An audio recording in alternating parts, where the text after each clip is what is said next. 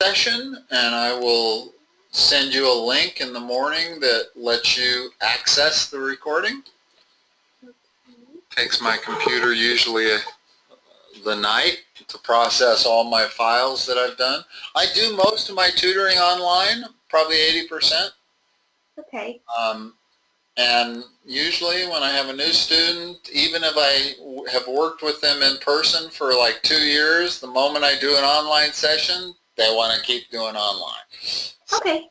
Most of my students love online Okay. aspect of it.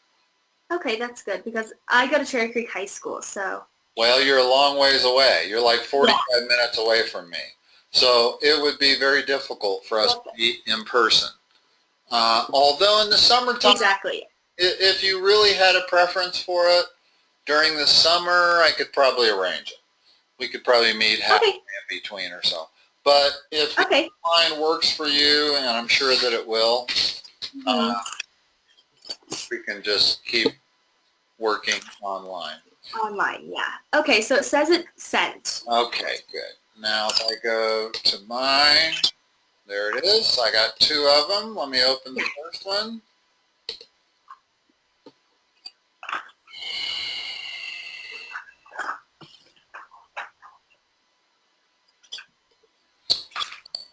Now, the way I generally tutor is I let you tell me what you want to go over.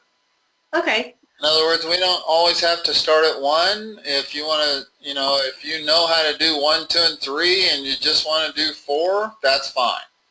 So you direct me. Yeah, so I know how to do 1 to 3. The main ones that I'm not too sure about are numbers 4 and 5. Okay. 7. Start with 4. Let's start with 4 and then we can go from there. Okay. Okay. Now, what we have here is 1, 2, 3, 4, 5 angles. Mm-hmm. That's a pentagon. It's not a regular pentagon, but it's a 5-sided figure. Yeah. What's the sum of the angles of a 5-sided figure? First of all, what's the general formula for the sum of the angles of a polygon? Isn't it n minus 2 times 180? Okay, so for a 5-sided figure, what is it? 540. Right? Yep. So we know the sum of those 5 angles is 540. So what equation can you write? 5 minus 2 times. Hold on. Let's just add up. 110 plus 55 plus 145 plus 90 plus x minus 35 has to equal 540. Okay. And now you have one equation and only one unknown. You can always solve those. Okay. The first step for solving that. Combining like terms. Let's add those 4 numbers up. What do you get? You get 400. Okay. Now subtract 400 from both sides. Okay, and that's 140. Now add 35 to both sides. That's what x is 175. In other words, with all of math, you're always trying to solve equations. What's that angle right there? 140. Does it look like a 140-degree angle? Yes. Yes, it does. And that's what I call the ballpark check. In other words, you always want to take your answers and make sure they're reasonable. In other words, if that was an acute angle, then that answer wouldn't have made any sense. Mm-hmm. It certainly is greater than 90 degrees. Yep. Okay. The next figure. What's the sum of the angles in number 5? So there's 6 angles. Okay. And then, so would I just add x plus 10, x plus 15? The formula is the same. It's still n minus 2 times 180. Mm-hmm. Only n is 6. Okay, so it'd be 4 by 180. And then 720. Now, once you know the sum of the angles, give me the equation. There's only one variable that they put in there. So what's the equation? But that would just be x plus 10, x plus 15, x plus 20, x plus 5, x plus 30, and x plus 25 is equal to 720. Hold on a second. Let me catch up with you. Notice that there is still only one variable. Mm-hmm. And I got an x plus 5 here. Let's see. It's 5, 10, 15, 20, 25, 30. Okay. And all of that has to equal 720. What's the next step? Just to combine like terms. Do it. Do it and tell me what the next line is. Okay.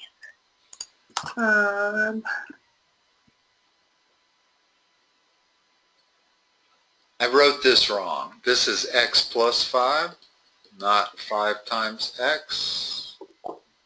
Okay. Yeah.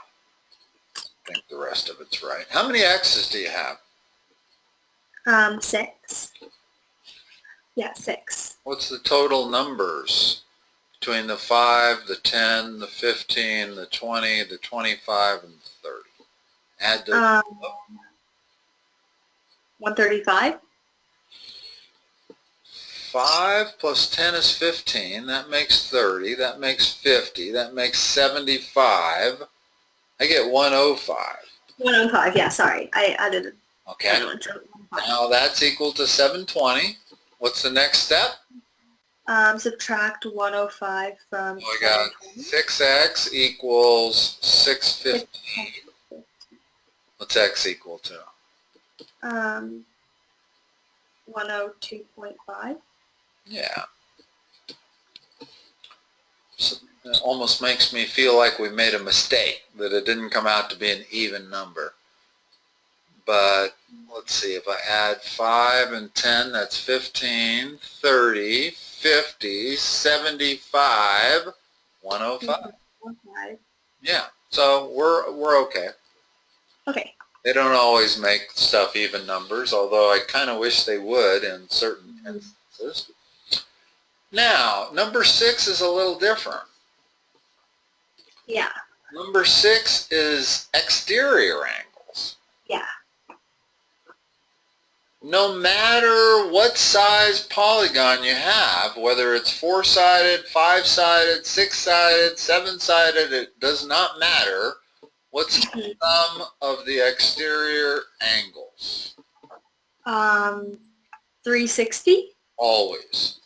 Always. Whether it's a triangle, whether it's a square, whether it's a 17-sided figure, it does not matter. Those exterior angles will always add to 360. Always now, exterior. Do you have any question as to how you get an exterior angle? Because it's not always obvious. In other words, what if that line went like that? Well, you might think that was the exterior angle, but notice that it is. Okay. In other words, it's the same as x. They're both vertical angles. So it doesn't really matter how you look at it. That's an exterior angle, and if I drew it differently, it would still be in an exterior angle. The only one that's not an exterior angle, if that line happened to cross that, would be this one. That's not an exterior angle. Okay, how come that one wouldn't be an exterior angle? Well, it depends on the orientation that you're drawing these. I'm going to start from this point right there, okay? Okay. Notice that I draw the line like that, and then I draw the line like that, and then I draw the, in other words, I'm going counterclockwise every time. Yeah. Every angle that's created, that one, that one, that one, that one, and that one are all exterior angles. Now, okay, so all of them are together. Could I go the other way? Yes. I could say that's an exterior angle, but now I'm going clockwise. That's the exterior angle. That's the exterior angle. That's the exterior angle. And that's the exterior angle. Those 5 angles will still add to 360. It doesn't matter whether you go clockwise or counterclockwise. The key is to don't really mix it up. In other words, you don't want to notice how they've drawn their lines. They went that, and then they went that. In other words, it's counterclockwise, the same direction in every case. And they created these 5 exterior angles. So what's the equation that applies? So that would be 110 plus 2x plus x plus 70 plus 120 is equal to 360. Okay, next line. That would be combining like terms, so that would be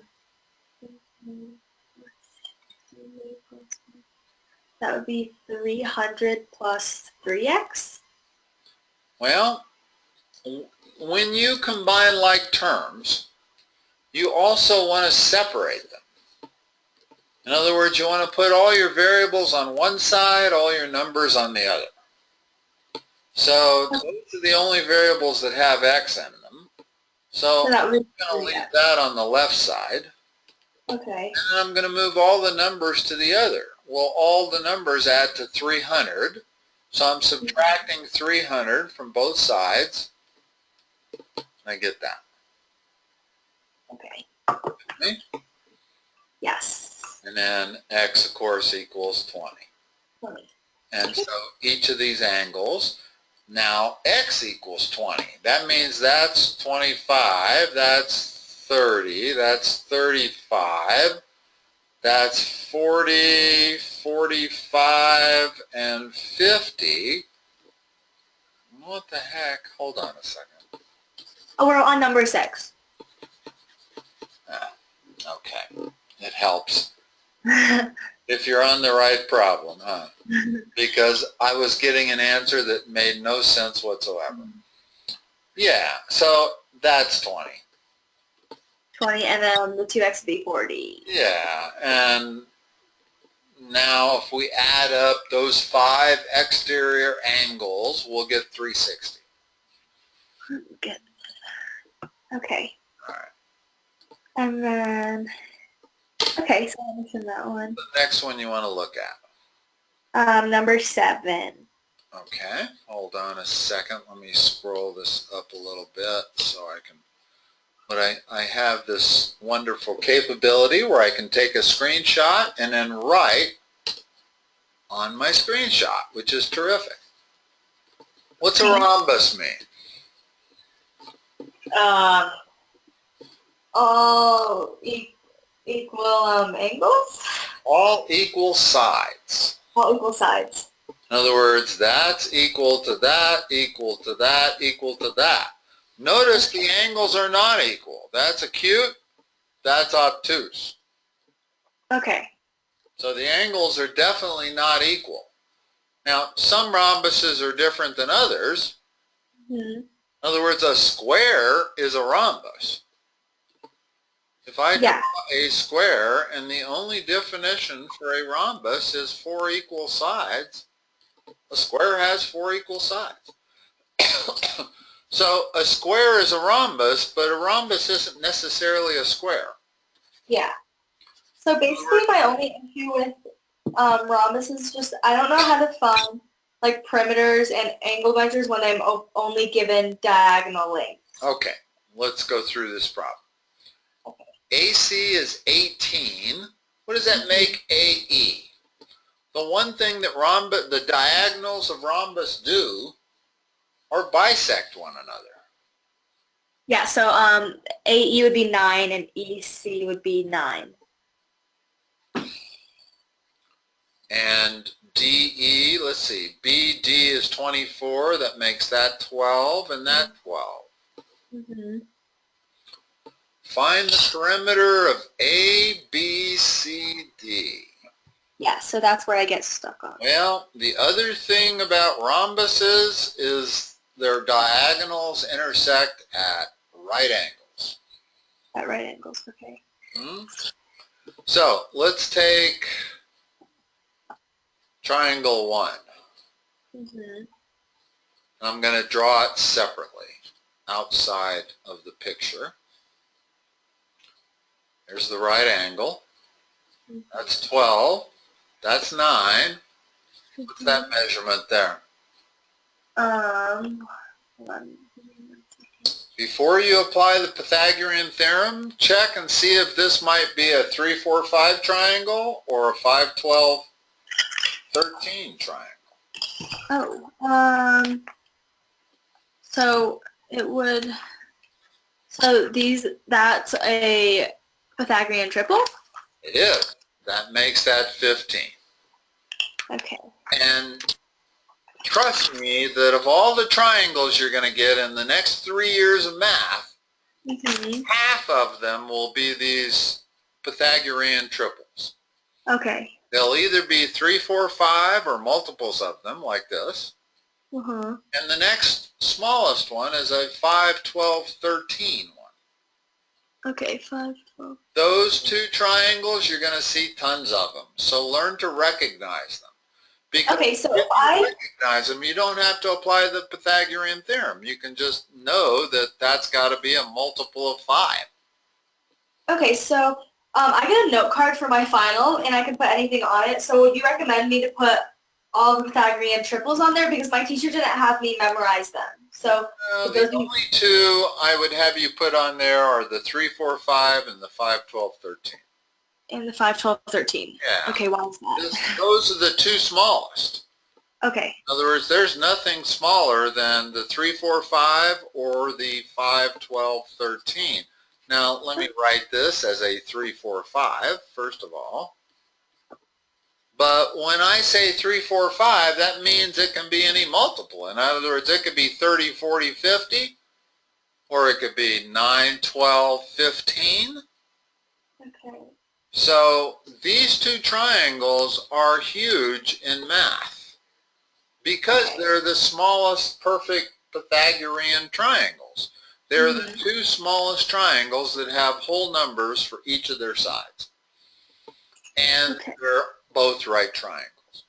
Now, there's lots of them bigger than this, but I would say if you can memorize these two, you're in good shape. Really good. Okay? So, this triangle that we're dealing with, number 1, is a 9, 12, 15. That makes that side 15. How about this side AB? What is, they're all equal, right? It's so they would all be 15. That's the definition of a rhombus. So what's the parameter? 60. Perfect. Now, the measurement of angle BAC. Yeah. That angle right there is theta. Now, if I look at my picture, that's the side that's opposite the 12 side, correct? Yes. So that's what I'm looking at. Yeah. How do you get theta? How do I get what? You obviously have had some trig. To get the other angle? Look at what I have circled. If you're solving for theta, Give me a trig function involving theta. I haven't learned that yet. I don't know what theta means. Really? Yeah. Why would they ask you for that measurement of angle? So would it be like a 45, 45, 90, right? Well, no. This isn't. No, when you're dealing with a 3, 4, 5 triangle, these angles are not common angles. It turns out that that's about 37 and that's about 53. But they rarely teach that. In other words, when you have a 3, 4, 5 triangle, whether it's a 9, 12, 15, doesn't matter, as long as it's in that relationship, then the angle opposite the small side turns out to be about 37 degrees, although that's rounded off, and this one turns out to be 53 degrees. And the way you get that, I'm amazed that they ask you, am I misreading that? BAC is that angle right there. Yeah, I haven't moved on to trig yet, so I'm not sure what like theta means or anything like that, or any trig functions. Theta is just an angle. Okay. That's what, when you use Greek letters, they usually mean angles, as opposed to side lengths. In other words, I use alphanumeric letters to describe a side length. I could call it X, I could call it C, little b, anything.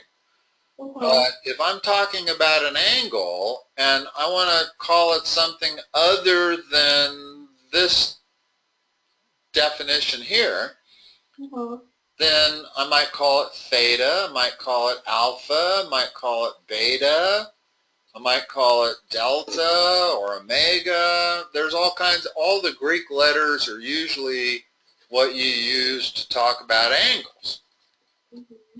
So in this picture, the only way to describe that angle is BAE or BAC. Describes the same angle, right? Yeah. But if I move it to the triangle that I took outside of the figure, this triangle, then it's that angle is the angle opposite the second biggest short side, which is 4. That's that angle there. 53 degrees is what BAC is. Now that's rounded off to the nearest degree. I think it's actually 53 and change, and the 37 is 36.9 or something. Yeah. But how you get those angles is trig, all trig. I don't know any other way to do it. I've never seen this question asked before of a student that had not gotten some trig, because there's only one way to get that angle, and that is with the inverse function. Have you had any trig at all? Krakatoa? Yeah. Okay. So you know what the sine of 37 degrees is? Looking at this picture right here? Sine of... What ratio is it? That would be 3/5, right? Opposite over hypotenuse? Yeah, that's correct.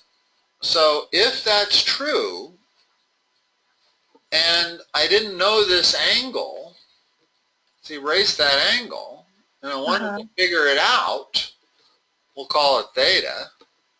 So I'll say the sine of theta was 3/5. Well, how do you solve for theta?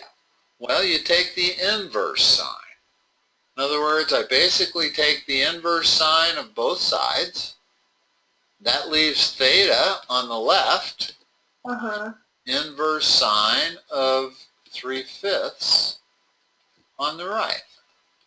And what kind of calculator do you have, Sandy? TI-84 plus CE. Okay. So you've got an inverse sine key on there? Yes. Do you have it in front of you? Yes. Go ahead and figure out what the inverse sine of 3/5 is. The inverse sine of 3/5. Make sure you're in degree mode. Okay. 53.13. 53.13? Yeah. That's what I said, 53 and change. Uh-huh. And that's what theta would be. In other words, okay. Now hold on a second. No, that is this angle here. In other words, the angle opposite the 4 side is 53. The angle opposite the 3 is 37. Go ahead and put that into your calculator again. In other words, we're looking for that angle, and the sine of that angle is 3/5. So that angle is the inverse sine of 3/5. Now, maybe you're not putting it into your calculator correctly. Okay, my calculator just died. Make sure you put parentheses around that. Or else say inverse sine of 0.6. Better? Yeah, could you, wait, hold on, my calculator, just died just now. Okay. So I can go grab a charger. No, that's okay. Okay. For one thing, I have an 8 o'clock session that I got to go. Okay. So I don't have any more time, but that's what you're going to do is take the inverse sine of 3/5, and it's going to give you this angle, and that's the 37-degree angle. This is the 53-degree angle. So the inverse sine of 4/5 would be 53 degrees. Okay, so the inverse sine, I would have to do second sine to get inverse sine. What's on my calculator.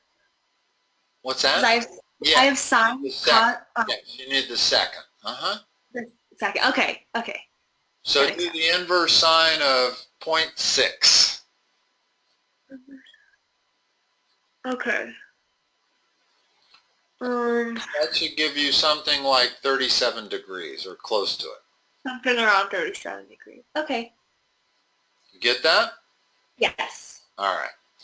That's the way inverse trig functions work. The way to think about it is if the sine of 30 degrees equals 1/2, which it does, that means the inverse sine of 1/2 equals 30 degrees. And here's the important thing to know, is that we're always taking trig functions of angles to get ratios, and we're always taking inverse trig functions of ratios to solve for angles. Okay. So when you take an inverse trig function, you're going to get an angle. If you take a trig function of an angle, you're going to get a ratio. Okay. Okay? Yes. Andy, enjoyed our session, and obviously you know how to schedule one online. So if you need more help, I'm available. And certainly during the summer, your dad mentioned that he wanted you to become an expert on the ACT, and I suspect the SAT also. Colorado is kind of switching over to where the SAT is the more important test now. Yeah. And I've got plenty of SAT tests digitized on my computer. So anytime you want to do SAT practice, I've got lots of practice tests. Okay. That's the way I do SAT tutoring, is just going through tests, asking you how to solve. Okay. All right? All right. Sandy, nice talking to you. Hopefully we'll talk to you later. Just 1 second, Dave. This is Jerry, Sandy's dad. Hi, Jerry. How are you? Hi, doing good. I was listening here. I like that. And I just wonder if Sandy's schedule next time, that will be a 30 minutes as a unit of session, right? Or an hour. Yeah, 30 minutes or 1 hour, right? Yeah, tonight's session was free. Yeah, I know. Going forward, that it will be either schedule half-hour sessions, they're $16. If you want to schedule hour sessions, they're $32. Okay. Okay. And every month or some, what is the payment schedule? How do I send the, I know I usually, do you have a PayPal account? No, yeah, I think my online students use PayPal, and Mhm. it makes it really easy to pay. Every time you have a session, you can just go in and make a payment. Okay. But if you don't have PayPal, I'm certainly willing to accept a check. You can mail it to me, and Okay. I will send you an invoice, and that'll have my address on it. So if you want to Yep. pay by check, that's fine. But I would almost suggest that if you do not have a PayPal account, open one. It's like an online bank if you're not familiar with it. If you have funds on PayPal, then you can pay bills out of PayPal. Visa debit card, so They will allow you to fund your PayPal account with a Visa or MasterCard. okay. Okay? Okay, we'll try it out. The key is to get the account opened and funded. And then once you have a balance in it, then you can pay out of it. Okay. Okay. Okay. Thank you. You will send her the recorded session, right? I have recorded it, and I will send it to the email that Sandy signed up under. Yeah. Okay? All right. Okay. Thank you so much. Thank you. Thank you. Bye-bye. Bye.